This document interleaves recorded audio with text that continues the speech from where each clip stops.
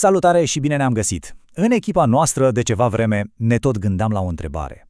Ce anume face până la urmă diferența dintre un site care e doar bun și unul care e de-a dreptul remarcabil? Ei bine, după luni de zile în care am săpat prin date și analize, credem că am găsit răspunsul și e unul destul de surprinzător. Am pornit practic într-o investigație a acelei fundații adesea invizibile a succesului online.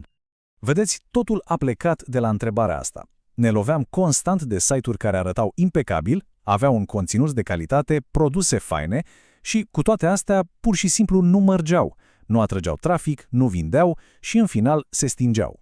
Misterul ăsta ne-a pus serios pe gânduri și ne-a ambiționat să mergem și mai în profunzime. Și aici a fost momentul de revelație pentru noi. Pe măsură ce analizam datele, un element comun ieșea mereu în evidență la absolut toate site-urile de top. Un detaliu tehnic, aproape invizibil, dar care s-a dovedit a fi absolut critic. Nu era vorba de design, nici măcar de conținut. Era vorba de fundația pe care totul stă, performanța serverului. Așa că, în minutele ce urmează, o să trecem împreună prin dovezile pe care le-am strâns. Vom vorbi despre această fundație invizibilă, despre testul critic al celor 3 secunde, o să vedem apoi impactul direct asupra SEO, vom atinge punctele cheie despre stabilitate și scalabilitate și, la final, o să discutăm despre ce am numit noi scutul digital. Haideți să începem!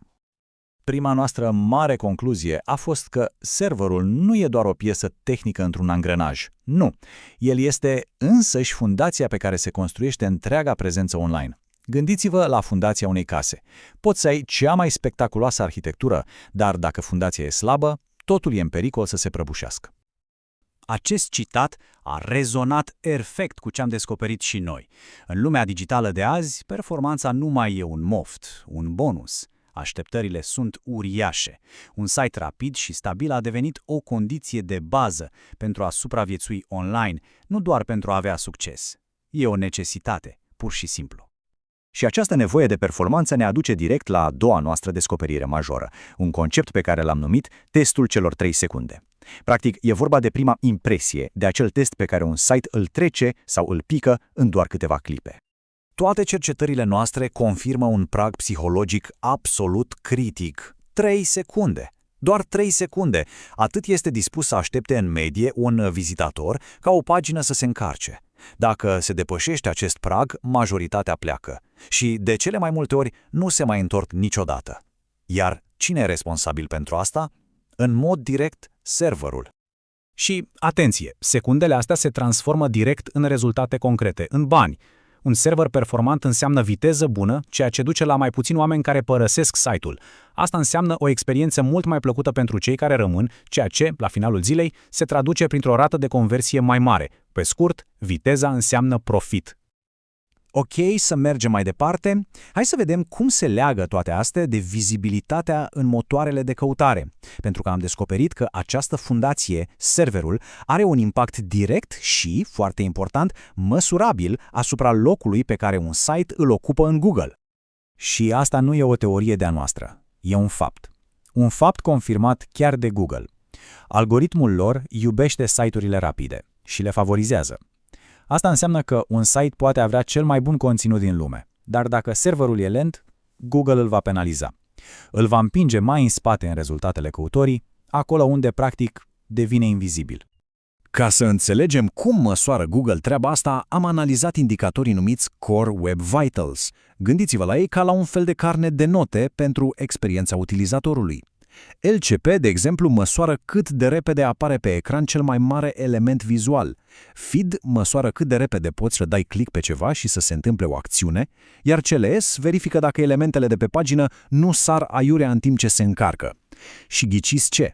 Toți acești indicatori depind în mod fundamental de viteza serverului. Deci, analiza noastră ne-a arătat un proces foarte clar în 3 pași, prin care un server bun ajută la SEO. Pasul 1, roboțelul Google poate să parcurgă și să indexeze paginile mult mai repede și mai eficient. Pasul 2, un server stabil elimină acele erori tehnice care îi spun lui Google, site-ul ăsta nu e prea de încredere. Și pasul 3, exact ce am discutat, îmbunătățește direct indicatorii Core Web Vitals, care sunt esențiali pentru o poziție bună în clasament.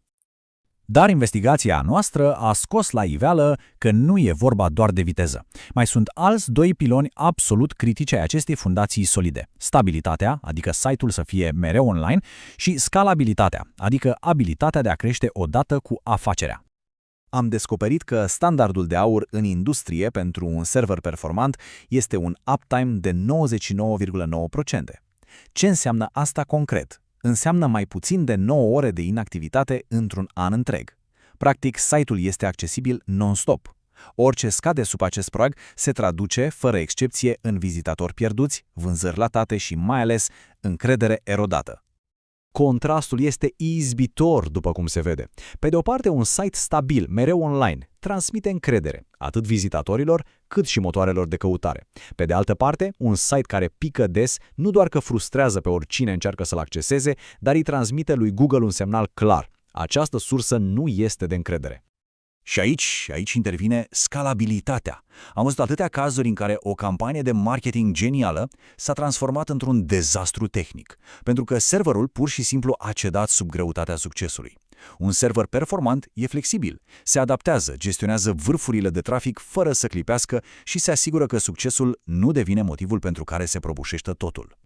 Și ajungem la ultima piesă a puzzle-ului, una pe care, sincer, am găsit-o a fi cea mai subestimată, rolul serverului ca scut digital. Am ajuns la concluzia fermă că securitatea nu mai e ceva opțional, iar serverul este prima și cea mai importantă linie de apărare. Vedeți, un server modern nu e doar un hard disk undeva pe internet, e un sistem de apărare activ. Analiza noastră arată că el include protecție anti-DDoS, adică împotriva acelor atacuri care încearcă să inunde site-ul cu trafic fals, firewall-uri avansate și, desigur, suport pentru criptarea datelor prin SSL. Și toate astea nu doar că protejează datele, dar sunt și semnale foarte bune pentru Google, care, din nou, favorizează site-urile securizate. Așadar, după toată această cercetare, verdictul nostru este cât se poate de clar și punctul crucial al întregii noastre investigații este acesta. Poți să investești oricât de mult în design, în marketing, în conținut, dar dacă fundația, adică serverul, e șubredă, întreaga construcție este compromisă din start. Încheiem prezentarea descoperirilor noastre cu o întrebare care merită pusă. Acum, știind toate aceste lucruri, despre viteză, despre impactul SEO, stabilitate și securitate, merită cu adevărat analizat cât de solidă este de fapt fundația invizibilă pe care se construiește succesul în online.